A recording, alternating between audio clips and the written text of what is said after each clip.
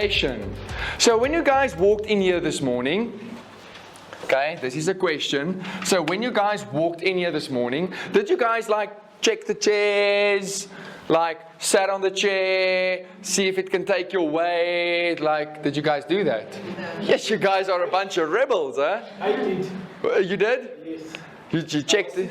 Yeah. Chair first, Yeah. It was not comfortable, and when I sit on this, then I felt the comfort. But that was for comfort, right? That wasn't to see if the thing's working. So you guys are just coming in here and just sit down on the chairs? Yeah. Yes, you guys are rebels, huh? You guys are just rebels. Boom, I'm going to sit on this chair. Rebels. But because it's a chair, it has to work. Why? Because your brain, now this is what we spoke about a bit earlier. Generalization in a bad way is a bad thing. Generalization every single time when you have to check the chair, see if it can take your weight, feel it out, see, you'll go crazy mad. So a generalization are there. So Ruth, will you quickly catch this? 1, 2, okay, what happens? When I said catch this, make a little bend in my knees, say 1, 2, and did a gesture like this, what happens? She picks up her hands because she knows something's coming. She had a generalization of those words, or a gesture like this, catch, it's coming, 1, 2, 3, just those words in those sequence, like, okay, it's going to come. Why? Because in the past, when somebody did those things, boom, you had your hands out. Okay, the same thing. You guys came in here, boom, boom, boom, sat on the chair. Now, once again, if you had to do that now, what about, like, Frank, what do you mean by catch? What do you mean by 1, 2, 3?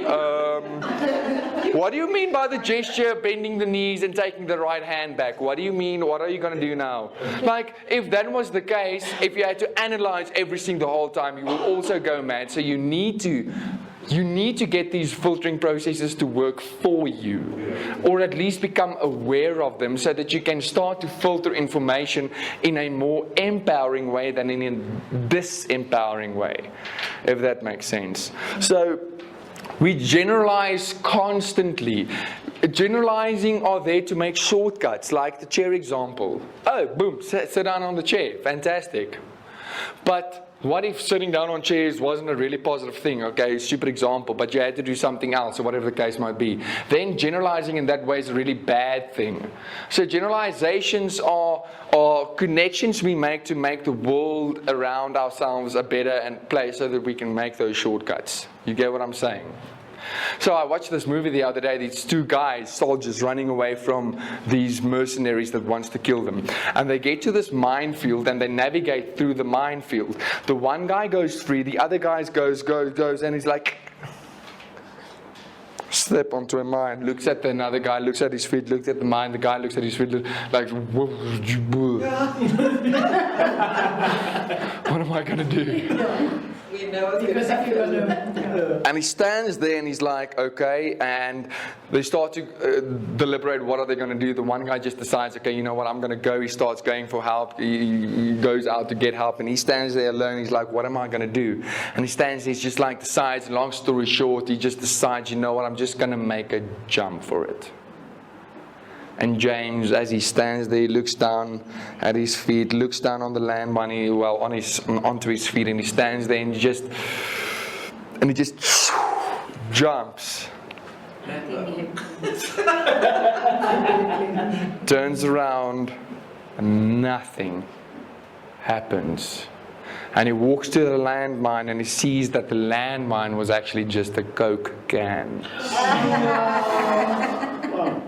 Sure.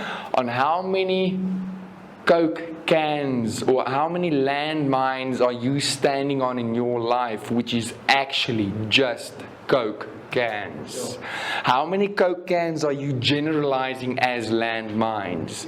Because I can guarantee you, if you are not going to jump, they are going to kill you in any ways. Yeah. You might lose your leg, but you at least will not lose your life. I urge you to jump from that negative generalization, self-talk story that you've been telling yourself who and what you're capable of. What you can do and what you cannot do. How long ago in your life have you decided, I am Michelle Groenewald, and this is what I can do and this is what I can't do, and I'm not going to deviate from this or that, and this is who I am. When last, what date did you decide that is who and what you are and what you're capable of? You see, what they do with small little elephants in the circus is they take them and they hit a peg into the ground when they're still small. And that elephant cannot pull out that peg. And he believes, just one day, he just believes that I cannot take out this peg. And he gives up. And then a massive elephant gets hauled down by a small little peg in the ground that can easily rip down that whole entire tent. But he will not, or she will not do that as an elephant, because they believe that they cannot take it out. Because there was a day that they could not take it out, and they just defined themselves as, I am not able to pull this out. So I now generalize the fact that this thing is the way it is and I cannot pull it out. When in your life have you decided, I am Ruth and this is who and what I am and what I'm capable of and what I'm not capable of? Because the truth of the fact and the fact of the matter is there is no limit to what you're capable of. But the systems of the world. But the systems of the world. And you need to stay within the confines of how things should work and. Now we know how these processes work. Now we can start to design our life to work for us, not against us.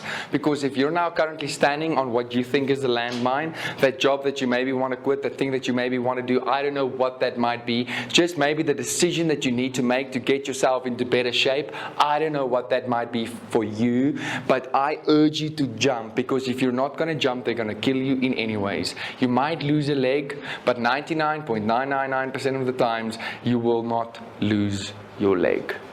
That is why we are. That is why you're here. It's not the fear of the unknown, maybe. It's 100% what it is. Unknown is equal to uncertainty. Our number one basic human need is certainty. Fear represents darkness. Darkness represents no vision. Uncertainty, unknown. 100% what it is. So generalizations is the next one. The next one after that one is the confirmation bias.